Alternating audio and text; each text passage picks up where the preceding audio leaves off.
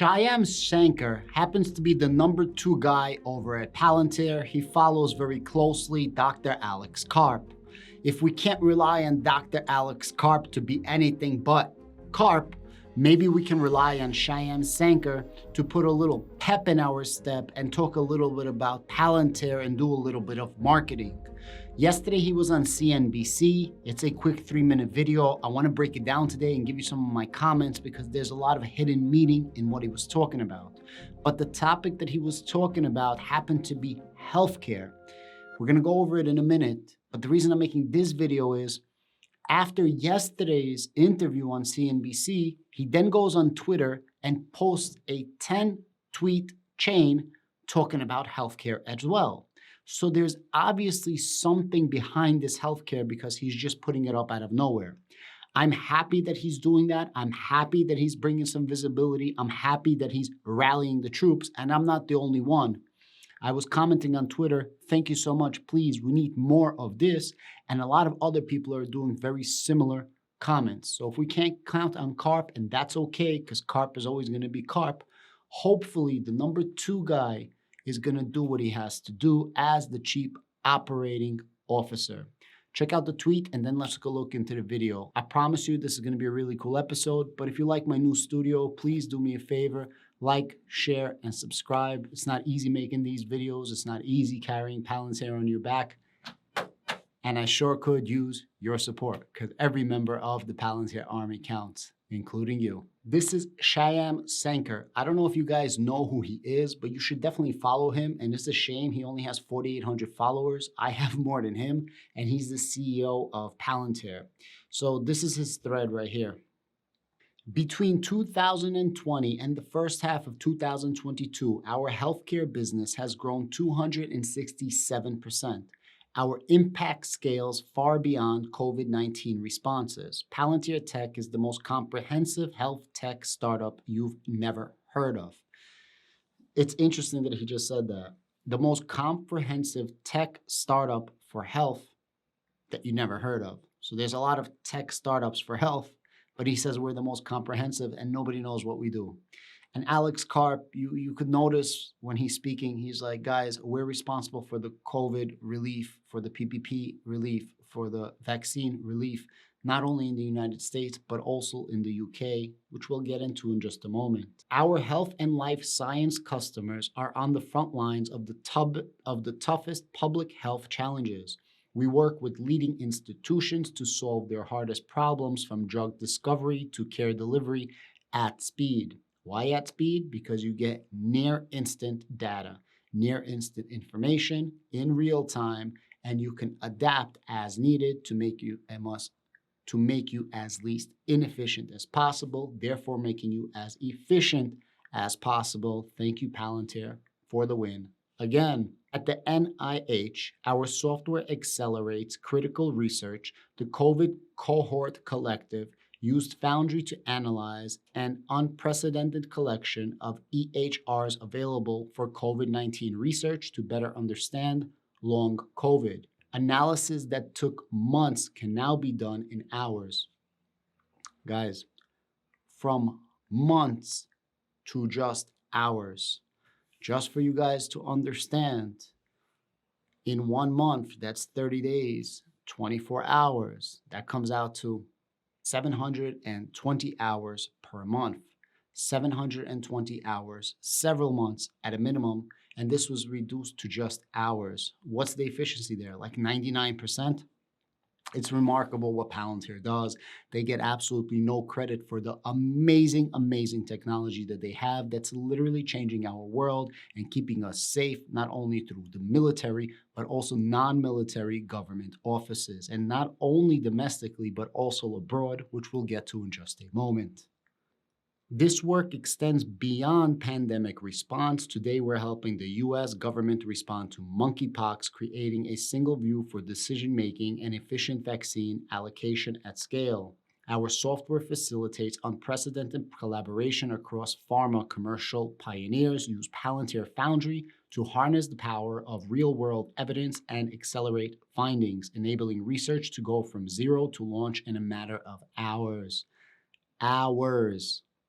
The same customers use Foundry to harmonize clinical trials, enabling the creation of trial templates and external control arms at record speed and for a fraction of the traditional cost. Every single day, guys, read this. Every single day, Foundry improves lives. At NHS England, relied on it to deliver over 120 vaccinations and allocate over 9 billion items of PPE.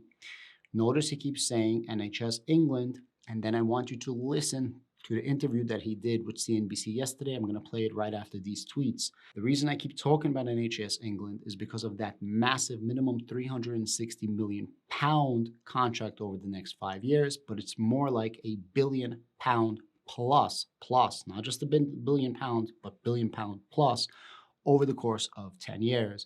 And this is exactly what we need to hear, that we're going to get that contract, and all of a sudden Palantir is going to go to the moon. That is going to drive Palantir's price up. If you say, hey, Palantir just landed a $1 billion contract. Absolutely. In Japan, Sanpao uses its nursing homes to deliver personalized care. Planning that took 30 minutes is now made at a glance. We're solving problems that are generations old. Our work in hospital ops reduces lengths of stay on complex discharges, increases operating room utilization, and unlocks capacity of existing workforces, achieving target staffing ratios while cutting OPEX spend by 10%.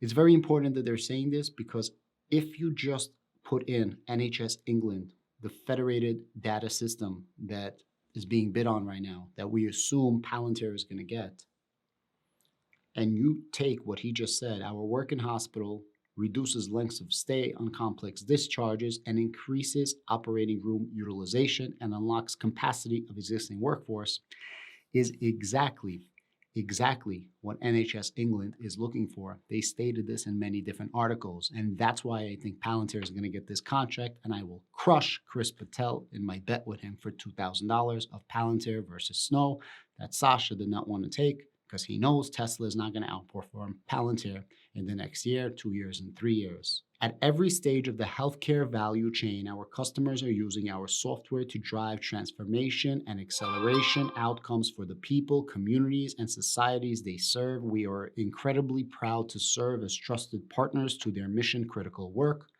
We're just getting started. When it has to work, there is only Palantir. When it has to work, there is only Palantir. Palantir is an enterprise builder, not a soft solution, not a thin solution, not a solution for a problem, but an entire enterprise builder. They take something, demolish it, build the footing, foundations, framework, roof, and then they put in the guts of the project. That's the difference between Palantir and C3 AI, Snowflake, Datadog, Data, blah, blah, blah, blah. Doesn't matter. Palantir is a freaking monster. We just need people to understand what Palantir can do. Now, let's go into the video that he had with CNBC. The interview was great. It's only 3 minutes.